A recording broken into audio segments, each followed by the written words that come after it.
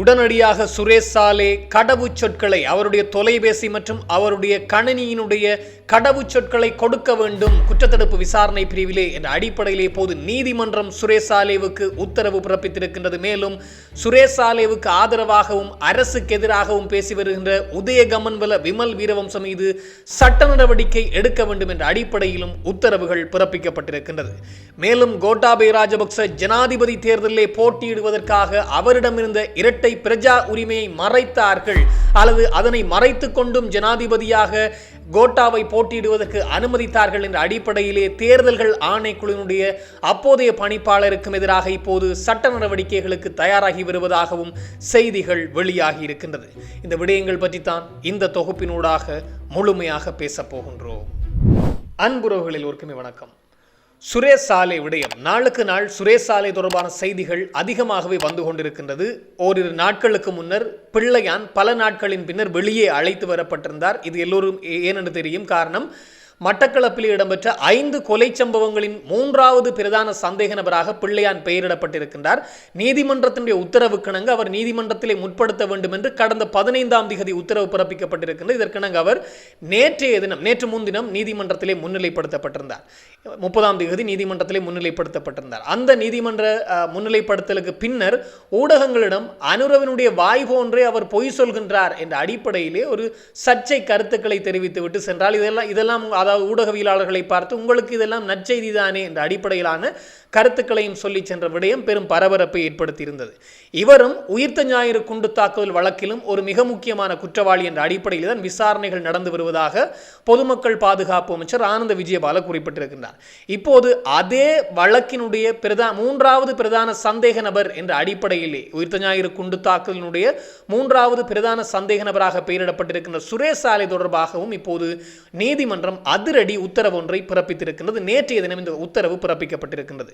குறிப்பாக சிறையிலே இருக்கின்ற சுரேஷ் சாலே தனக்கு அநீதி இழைக்கப்படுகின்றது, தான் நிர்வாணப்படுத்தப்படுகின்றேன், நிர்வாணமாக தன்னை சோதனையிடுகின்றார்கள், என்னை சித்திரவதை செய்கின்றார்கள், என்னுடைய அறைக்குள்ளே நான் தங்கியிருக்கின்ற அறைக்குள்ளே கரப்பான் பூச்சிகளும் எலிகளும் வந்து செல்கின்றது, சரியாக உணவு தரவில்லை என்ற அடிப்படையில் எல்லாம் பல குற்றச்சாட்டுகளை முன்வைத்து அவர் நீதிமன்றத்தை நாடியிருந்தார். உடனடியாக என்னை விசாரிக்கின்ற குற்றத்தடுப்பு விசாரணை பிரிவு அதிகாரிகள் மாற்றப்பட வேண்டும். சாணி அபயசேகரவோ அவர் சார்ந்த அதிகாரிகளோ தன்னை விசாரிக்க கூடாது, வேறு அதிகாரிகள் தான் என்னை விசாரிக்க வேண்டும் என்று பல முறைப்பாட்டை நீதிமன்றத்திலே மனுவாக அவர் கொடுத்திருந்தார். இதெல்லாம் எனக்கு தேவை என்ற அடிப்படையிலே அதிலும் அவர் இன்னும் செய்த வேலை என்றால் உணவு தவிர்ப்பு போராட்டம். அந்த உணவு தவிர்ப்பு போராட்டத்தினால் கொழும்பு தேசிய மருத்துவமனையில் அனுமதிக்கப்பட்டிருந்தார்.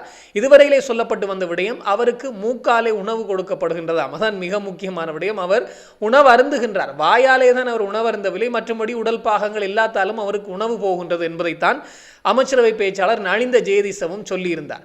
அதன் அடிப்படையிலே நேற்றைய தினம் சுரேஷ் சாலே உணவு தவிர்ப்பு போராட்டத்தை கைவிடுகின்றேன் என்று அறிவித்திருக்கின்றாராம். அதாவது திரவமாக மூக்காலே உணவு போய்கொண்டிருந்தது, இப்போது அவருக்கு வாயால் உணவு செல்ல போகின்றது என்ற செய்திகள் வெளியாக இருக்கின்றது. தன்னுடைய உணவு தவிர்ப்பை கைவிடுகின்றேன் என்பதை தன்னுடைய சட்டத்தரணியூடாக ஊடகங்களுக்கு தெரியப்படுத்தி இருக்கின்றார் சுரேஷ் சாலே. நேற்றைய நீதிமன்ற அமர்விலே குறிப்பாக சுரேஷ் சாலே முன்வைத்த கோரிக்கைகள் அத்தனையும் நிராகரிக்கப்பட்டிருக்கின்றதாம். அதாவது தன்னை விசாரிப்பதற்கு சாணி அபயசேகர் உட்பட அந்த குற்றத்தடுப்பு விசாரணை பிரிவு அதிகாரிகள் வரக்கூடாது, வேறு ஒரு குழுதான் என்னை விசாரிக்க வேண்டும் என்று அவர் முன்வைத்த கோரிக்கை நிராகரிக்கப்பட்டிருக்கிறதாம். காரணம், சுரேஷ் சாலேவே தன்னுடைய வாயாலே முற்பட்ட காலங்களில் சொல்லியிருக்கின்றாராம், விசாரணை சரியாகத்தான் இடம்பெறுகின்றது, எனக்கு எந்த விதமான பாதிப்பும் இல்லை என்று சொல்லியிருக்கின்றார். இப்படி சொல்லி வந்த சுரேஷ் சாலே அமைதியாக இருந்தார். திடீரென கோட்டாபய ராஜபக்சவுக்கு பயணத்தடை விதிக்கப்பட்டிருந்தது. அதாவது வெளிநாடு செல்லக்கூடாது அல்லது வெளிநாடு செல்லாத கோட்டாவை தடுப்பதற்காக பயணத்தடை விதிக்கப்பட்டிருந்தது. இந்த பயணத்தடையின் பின்னர் தான் இந்த சுரேஷ் சாலே கடுமையாக தன்னுடைய நடத்தை கோலத்தை மாற்றியிருந்தார். அதாவது அதுவரையிலே அமைதியாக சிறையில் இருந்த சுரேஷ் சாலே தான் சிறையிலே அநீதி இடம்பெறுகின்றது, தான் தண்டிக்கப்படுகின்றேன், வஞ்சிக்கப்படுகின்றேன் என்ற கருத்தியல்களை கையில் எடுத்தது மாத்திரமல்லாமல் வெளியிலிருந்து உதயகமன்வல விமல் வீரவம்சவெல்லாம் அவருக்காக உணவு தவிர்ப்பு போராட்டங்களை மேற்கொண்டிருந்தார்கள். சுரேஷ் சாலேயுடைய மனைவியும் முகமூடியோடு வந்து நாடகங்களை ஆட ஆரம்பித்திருந்தார். இது கோட்டாவுக்கு பயணத்தடை விதிக்கப்பட்டதற்கு பின்னர் தான்.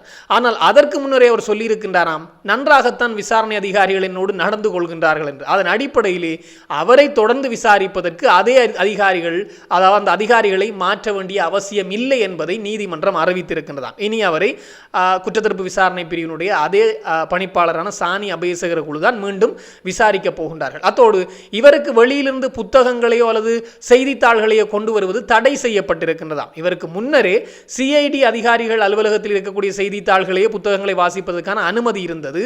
அதை ஏற்கனவே கொடுத்திருந்தார்கள். இப்போது வெளியிலிருந்து தனக்கு வர வேண்டும் என்று சொன்ன அனுமதி மறுக்கப்பட்டிருக்கிறது. அத்தோடு இவர் தற்கொலை எண்ணத்தோடு இருக்கின்றாராம். சுரேஷ் சாலே தொடர்ச்சியாகவே தற்கொலை செய்து கொண்டிருக்கின்ற எண்ணத்தோடு இருக்கின்றார் என்ற அடிப்படையில் செய்திகள் வந்ததனால் பேனாவோ பென்சிலோ அவருக்கு அதாவது வெளியிலிருந்து கொண்டு வந்து கொடுக்கக்கூடாது என்ற உத்தரவும் பிறப்பிக்கப்பட்டிருக்கிறதாம்.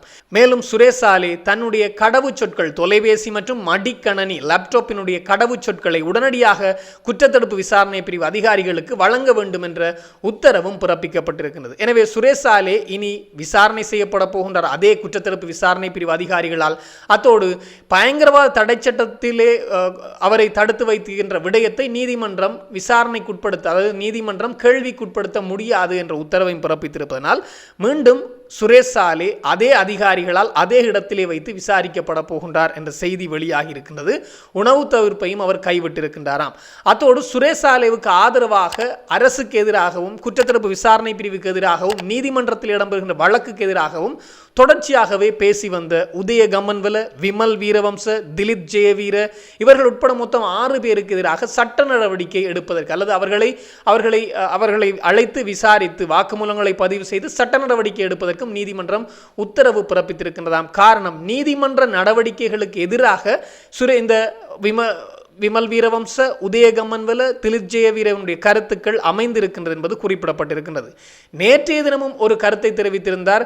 இந்த பிள்ளையானும் சுரேஷ் சாலேவும் இந்த அரசாங்கத்தினுடைய வஞ்சனைக்குட்பட்டு வருகின்றார்கள், அரசாங்கம் வேண்டுமென்றே அரசியல் பழிவாங்கல் செய்கின்றது என்ற அடிப்படையிலான கருத்தையும் இதே உதய கம்மன்வல தெரிவித்திருந்தார். அதிலும் வெளியிலே வந்து பொதுமக்கள் பாதுகாப்பு அமைச்சரும் ஜனாதிபதி அனுரகுமார் திசாநாயக்கவும் சொல்கின்றார்கள், பிள்ளையானை உயிர்த்த ஞாயிறு குண்டு தாக்கல் தொடர்பாகவும் நாங்கள் விசாரித்து வருகின்றோம் என்று. ஆனால் நீதிமன்றத்திலே கொடுக்கப்படுகின்ற அறிக்கைகளிலே எந்த உயிர்த்த ஞாயிறு குண்டு தாக்குதல் தொடர்பான எந்த அறிக்கையும் சமர்ப்பிக்கப்படவில்லை.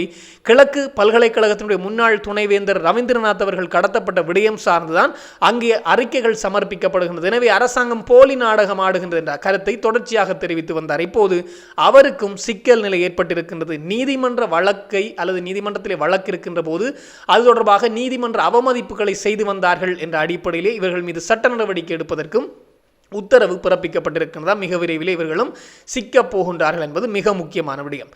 மேலும் ஒரு செய்தி என்றால் கோட்டாபய ராஜபக்ச, இந்த ஐபிசி தமிழ் ஊடகத்தில் இந்த செய்தி பார்க்க கிடைத்திருந்தது. கோட்டாபய ராஜபக்சவினுடைய இரட்டை குடியுரிமை பிரச்சினை. அவர் ஏற்கனவே அமெரிக்காவினுடைய குடியுரிமை பெற்றிருந்தார், இலங்கை குடியுரிமை. இதன் அடிப்படையிலே இலங்கை அரசியலமைப்பின்படி, குறிப்பாக 91வது பிரிவின்படி இரட்டை குடியுரிமை உள்ளவர்கள் அல்லது இன்னொரு நாட்டினுடைய குடியுரிமை உள்ளவர்கள் ஜனாதிபதி தேர்தலில் போட்டியிட முடியாது. அவர்களுடைய இன்னொரு நாட்டில் இருக்கக்கூடிய குடியுரிமை ரத்து செய்துவிட்டு வந்தால்தான் அவர்கள் இலங்கை பிரஜை என்றால் மாத்திரம்தான் அவர் ஜனாதிபதி தேர்தலில் போட்டியிட முடியுமாம். ஆனால் இரண்டு வேட்பாளர்கள் ஜனாதிபதி தேர்தலிலே இரட்டை குடியுரிமையோடு களமிறங்கி இருக்கின்றார்கள். குறிப்பாக கொடித்துவக்கு என்று சொல்லப்படுகின்ற ஒரு வேட்பாளரும் கோட்டாபய ராஜபக்சவும். கொடித்துவக்கு பிரித்தானிய குடியுரிமை, கோட்டாபய ராஜபக்ச அமெரிக்க குடியுரிமை பெற்றிருக்கின்றாராம். இப்போது இந்த இடத்திலே மோசடி இடம்பெற்றிருக்கின்றது என்ற அடிப்படையிலே அப்போதைய தேர்தல்கள் ஆணைக்குழுவினுடைய பணிப்பாளராக மஹிந்த தேசப்பிரிய மற்றும் அலி ஜப்ரி, முன்னாள் நீதியமைச்சர் அலி ஜப்ரிக்கு எதிராக இப்போது சட்ட நடவடிக்கைக்கு தயாராகி வருகின்றார்கள். முறைப்பாடு அளிக்கப்பட்டிருக்கிறது குற்றத்தடுப்பு விசாரணை பிரிவிலே. காரணம், அவர்களுடைய பதவிகளை அவர்கள் துஷ்பிரயோகம் செய்து அதனூடாக கோட்டாபய ராஜபக்சவை ஜனாதிபதி தேர்தலிலே போட்டியிட வைத்திருக்கின்றார்கள் என்ற அடிப்படையிலே. குறிப்பாக இந்த 2 பேரிலே கொடித்துவக்கு தேர்தலுக்கு 1 மாதங்களுக்கு முன்னரே தன்னுடைய பிரித்தானிய குடியுரிமையை ரத்து செய்து விட்டாராம்.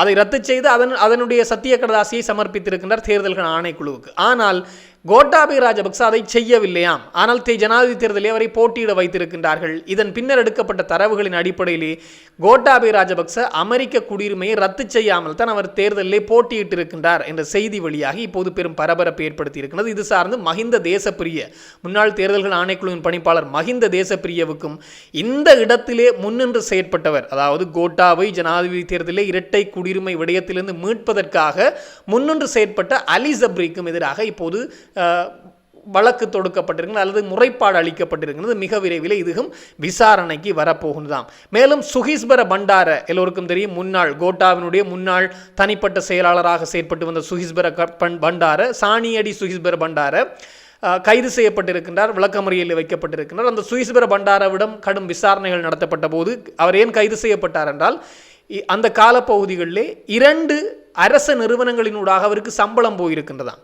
எனவே இந்த சம்பளம் எப்படி செல்ல முடியும், கோட்டாவினுடைய தயவில்லாமல் எப்படி சென்ற என்ற கேள்வி எழுப்புகின்ற போது வெளிவந்து விட்டது கோட்டாவினுடைய அறிவுரையின் பேரிலே தான் அந்த 2 நிறுவனங்களினூடாக சம்பளம் வந்தது என்று.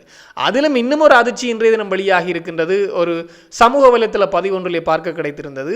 அந்த 2 நிறுவனங்களிடமிருந்து வந்த சம்பளமும் கோட்டாவினுடைய வங்கி கணக்குக்கு தான் சென்றது என்ற அடிப்படையில் இப்போது அது தொடர்பாகவும் விசாரணைகள் தீவிரப்படுத்தப்பட்டிருக்கின்றது என்ற செய்தியை பார்க்க கிடைத்தது. எனவே இந்த விடயமும் பெரும் பரபரப்பை ஏற்படுத்தி இருக்கின்றது.